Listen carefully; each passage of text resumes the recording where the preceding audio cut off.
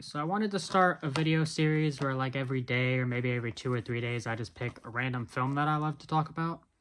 This way I don't always have to talk about new movies or talk about other movies in like a list or for a specific purpose. So we're going to kick things off with The Long Goodbye. I watched this movie for the first time recently and I liked it so much I couldn't even decide which release I wanted, so I got both. We've got the Arrow Academy Blu-ray and the Kino Lorber Blu-ray. Can't really recommend one over the other currently, as I haven't really checked out everything on both of these. And to be honest, I haven't even actually played this one yet, so I'm not sure. This very well might be region locked, so that might be a factor, whereas this is obviously going to be region A. But it is based on the novel by the same name by Raymond Chandler. And so it's actually part of a novel series about the character Philip Marlowe. And this is my first exposure to the character. Haven't read any of the novels before, haven't watched any of the other movies.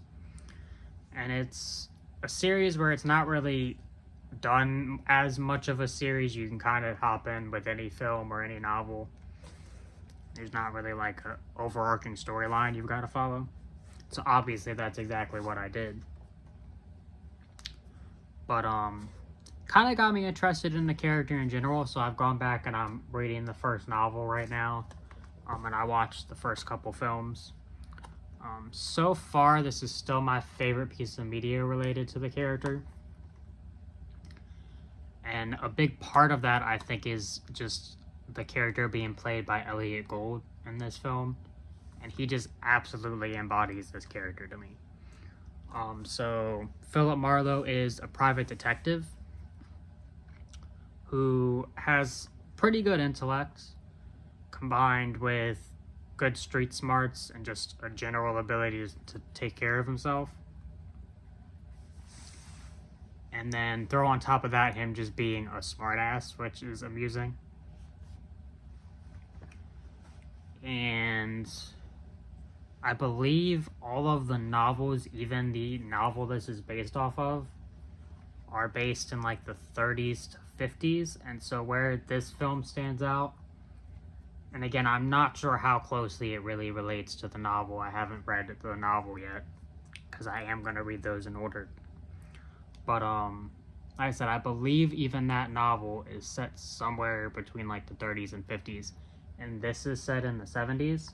And so another interesting aspect of Philip Marlowe's character is he really tries to stick to like his morals. And so I feel like the 70s is a more interesting time period to sort of mess around with that. Which may be why they decided to set this film in the 70s. I'm honestly not sure. But yeah, so between having a more interesting setting than I believe the novels do, and again, just having Elliot Gould play this and him just being casted perfectly for this character.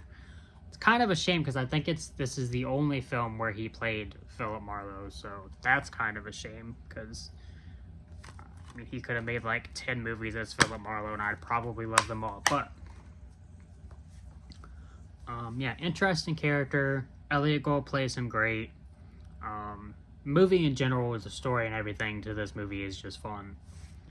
And yeah, I would check it out if you haven't, especially if you're into detective films.